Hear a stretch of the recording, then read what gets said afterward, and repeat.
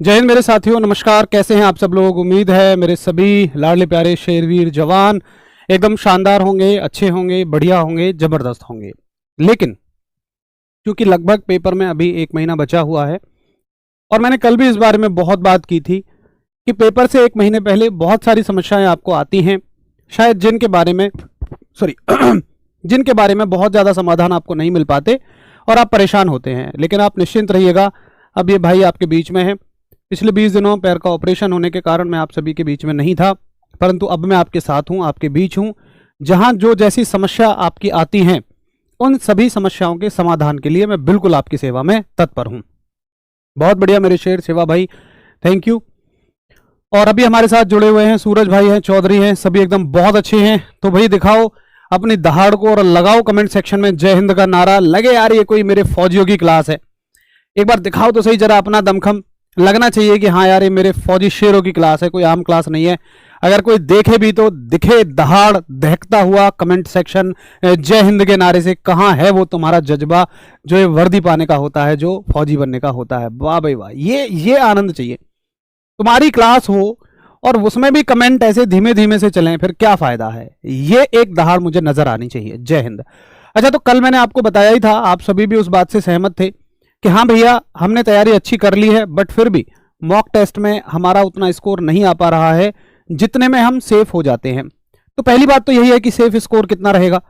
देखिए, जब negative marking हुआ करती थी तो मैं हर एक एआरओ के साथियों को कहा करता था कि आप लगभग 37 से 38 क्वेश्चन का टारगेट रखिए, फर्स्ट का फिजिकल रखिए, आपको कोई कट ऑफ की वीडियो देखने की ही जरूरत नहीं है, टेंशन ही लेने की जरूरत नहीं है। लेकिन चूंकि अभी आपकी नेगेटिव मार्किंग नहीं है, तो नेगेटिव मार्किंग ना होने की वजह से थोड़ी सी कट ऑफ ऊपर जाएगी। और अब आप लगभग, अगर मैं आपको एक अंदाजा दूं, वैसे तो मैं आपको प्रॉपर बताऊंगा जब आप मॉक टेस्ट देंगे, उनका मैं एनालिसिस करूंगा जब आपका बहुत सारा डेटा मेरे पास होगा, लेकिन फिर भी अगर मैं बताऊं तो तकरीबन आपको 41-42 नंबरों के लिए फाइट करनी ही पड़ेगी। अब देखिए, नंबर मॉक टेस्ट में दो वजह से कम आते हैं। एक तो वजह होती है कि मेरी तैयारी पूरी नहीं है। तैयारी का मतलब क्या होता है? क्या केवल लाइव क्लास लेना तैयारी होता है? नहीं।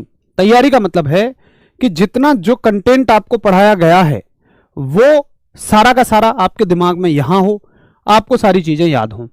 उनमें क्या क्या शामिल हो सकता है? क्लास आपको अच्छे से आनी चाहिए, क्वेश्चंस की प्रैक्टिस आपने बहुत बढ़िया से की हुई हो, हमने यूट्यूब पे फ्री में प्रैक्टिस सेट चलाए हुए हैं। उसके अलावा आपने बीच बीच में मॉक टेस्ट दिए हो, हमने तो बैच के साथ ही पेड टेस्ट सीरीज भी आपको बिल्कुल फ्री में दी थी। तो हर एक टेस्ट सीरीज में 20 सवाल हैं, सॉरी हर एक टेस्ट सीरीज में 50 सवाल हैं और 20 मॉक टेस्ट आपको फ्री में दिए हैं। तो 1000 क्वेश्चन तो वैसे ही मैंने आपको दे रखे हैं और प्रैक्टिस सेट में आपको बहुत सारे क्वेश्चन करा दिए। तो मतलब है कि क्वेश्चंस का आपके पास एक अच्छा खासा बंच होना चाहिए। अगर उतना आपने कर लिया और फिर भी मॉक टेस्ट में नंबर नहीं आ रहे, तो फिर यह वीडियो आपके लिए रामबाण। आरडब्ल्यूए टीम ने जो आपको सिलेबस कराया है और प्रैक्टिस कराई है, मेरा तो वो ही पूरा नहीं है, तो भाई फिर थोड़ा सा मुश्किल आपके नंबर बढ़ेंगे। फिर अभी और आपके लिए कोशिश की जा रही है कि प्रीवियस ईयर क्वेश्चंस की सीरीज चल रही है इसी सोमवार से। सोमवार को क्या डेट बताई थी मैंने? शायद 24 तारीख थी, 26 थी ना सोमवार की? हाँ, तो 26 तारीख से चलेंगे। 26 तारीख से पीवाई की सीरीज चलेगी, 4 तारीख से थ्योरी की मैराथन चलेंगी और उसके बाद आपकी फिर क्वेश्चंस वाली भयंकर भयंकर जबरदस्त तहलका वाली मैराथन चलेंगी। फिर आपको वो थोड़ी सी लेनी पड़ेंगी, तब जाकर कंटेंट आप अच्छे से कवर कर पाओगे। लेकिन अगर आप ये कह रहे हो कि भैया मैंने कंटेंट पूरा पढ़ लिया, आपने जितनी क्लास कराई है, जितने प्रैक्टिस कराए हैं, जितने मॉक कराए हैं, मैंने सब कर लिए, फिर भी स्कोर नहीं बढ़ रहा, तो फिर ये वीडियो आपके लिए बहुत हेल्पफुल है। हेल्पफुल उनके लिए भी है कि जिन्होंने अभी अपना कंटेंट पूरा नहीं किया, एक समय पे उनका भी कंटेंट पूरा होगा और फिर वो भी अपने नंबर इस तरीके से बढ़ा सकते हैं। देखो, मैं ऐसी बात इसलिए कह रहा हूं क्योंकि, अच्छा आप मुझे वेरीफाई करके बता देना इस बात को, अगर मैं सही बात कह रहा हूं तो। देखो, मॉक टेस्ट में नंबर दो वजह से कटते हैं। अगर हम मॉक टेस्ट की बात करें तो नंबर मेरे शेरों दो वजह से कटते हैं। पहली वजह होती है कि आपका कंटेंट ही पूरा नहीं है। दूसरा, भैया मेरा कंटेंट तो पूरा है लेकिन मैं कुछ ऐसी गलतियां कर देती हूं, WMP वाली मेरी शेरनियां, कि भैया मैं कुछ ऐसी गलतियां कर देता हूं या कर देती हूं कि आते हुए प्रश्न मुझसे छूट जाते हैं। बोलो ऐसा होता है कि नहीं? आते हुए प्रश्नों में क्या क्या गड़बड़ हो जाती है? सबसे पहली और जरूरी चीज टाइम मैनेजमेंट। बोलो यस और नो। सबसे पहली चीज है टाइम मैनेजमेंट, कि मैं टाइम का मैनेजमेंट नहीं कर पाता, नहीं कर पाती। यह बात नहीं है कि मुझे सवाल नहीं आते हैं, मुझे सवाल आते हैं, लेकिन मैं अपने समय को अच्छे से मैनेज नहीं कर पाता हूं या नहीं कर पाती हूं। दूसरी चीज मुझे क्या दिक्कत लगती है? घबराहट में मुझसे जल्दबाजी होती है। बिल्कुल यस कह देना। अगर मैं सच बताऊं तो जब तुम पेपर में बैठते हो, चलो मॉक टेस्ट में तो शायद कम होता होगा, लेकिन जब तुम पेपर में बैठते हो ना, तो दिल इंजन बन जाता है, धक धक धक धक, ऐसे लगता है जैसे फट जाएगा बिल्कुल बगैर कुछ हुए ही। पसीने आ जाते हैं, कान लाल हो जाते हैं, अपने आप ही एक डर लगने लगता है। होता है कि नहीं होता है? ये सारी चीजें आपको नर्वस करती हैं, यही घबराहट पैदा करती हैं, यही जल्दबाजी कराती हैं, और ये कंटेंट पूरा होने के बाद भी, मेहनत पूरी होने के बाद भी, सवाल पूरे आने के बाद भी आपके क्वेश्चनों को गलत कराती है।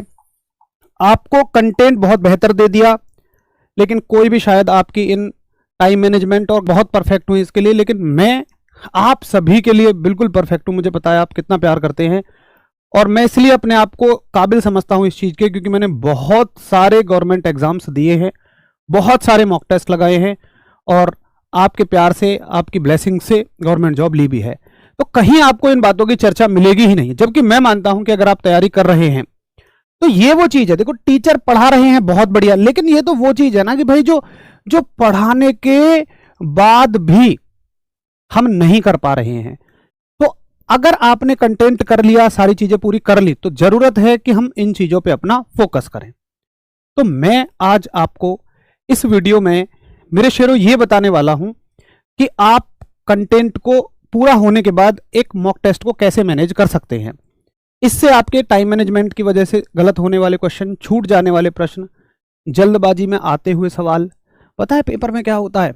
अगर मैं सही कह रहा हूं तो बता देना। पेपर में यह होता है कि अगर तुमने कोई सवाल किया और तुमने 10/2 मान लो 10 कर दिया, या 10/2 2 कर दिया, तो उत्तर गलत आएगा। मान लो कोई ऑप्शन नहीं मिला, तुम इस सवाल को रीचेक करना, तो तुम 2 को 10 से काट के ना 2 ही उत्तर करोगे, तब भी तुम उस गलती को नहीं पकड़ पाओगे। यार क्या मुझे 10 में 2 का भाग नहीं आता? यार 10 में 2 का भाग तो आता है, फिर मैं क्यों गलती कर रहा हूं, क्यों गलती कर रही हूं? इन सब गलतियों का ही आज हम समाधान यहां पर निकालेंगे। रिवीजन, इसमें क्या रिवीजन की बात है भाई? भाग रिवीजन करके जाओगे क्या? पेपर से पहले डिवाइड के सवाल रिवाइज करके जाओगे क्या? ऐसा थोड़ी है। ये तो गलतियां वो हैं कि जो आपसे जल्दबाजी में, घबराहट में, नर्वसनेस में, पेशेंस ना रखने की वजह से होती हैं। चलो, तो आज की इस वीडियो का पूरा उद्देश्य यह है कि एक मॉक टेस्ट में ऐसी गलतियों को हम कैसे अवॉइड करके उन क्वेश्चंस को बचा सकते हैं जो हमें आते थे, और हमारा स्कोर बढ़ा सकते हैं। ठीक है, देखो एक बात मुझे बताओ कि इंडियन आर्मी पे ये लाइव मॉक टेस्ट सभी खोल लेते हैं? यस और नो बताओ। मैंने सीधा मॉक टेस्ट खोल दिया है। अगर आपको नहीं पता है वेबसाइट पे मॉक टेस्ट कैसे खोलते हैं, तो फिर मैं ओपन करके बताऊं। इंडियन आर्मी की वेबसाइट पर आपको आर्मी के प्रैक्टिस मॉक टेस्ट दिए हुए हैं। अगर आप खोल पाते हैं तो बताइए, ओपन नहीं कर पाते हैं चलो मैं बताता हूं आपको। एक काम करना आप कि आर्मी की वेबसाइट पर भी मॉक टेस्ट पड़े हुए हैं, एक एक मॉक टेस्ट है, चाहो तो आप उसे दे लेना। मैं आपको बताता हूं शुरू से फिर कैसे करते हैं। देखो, शायद थोड़ा सा इंटरनेट का इशू इसमें कई बार आ जाता है, इसलिए मैंने पहले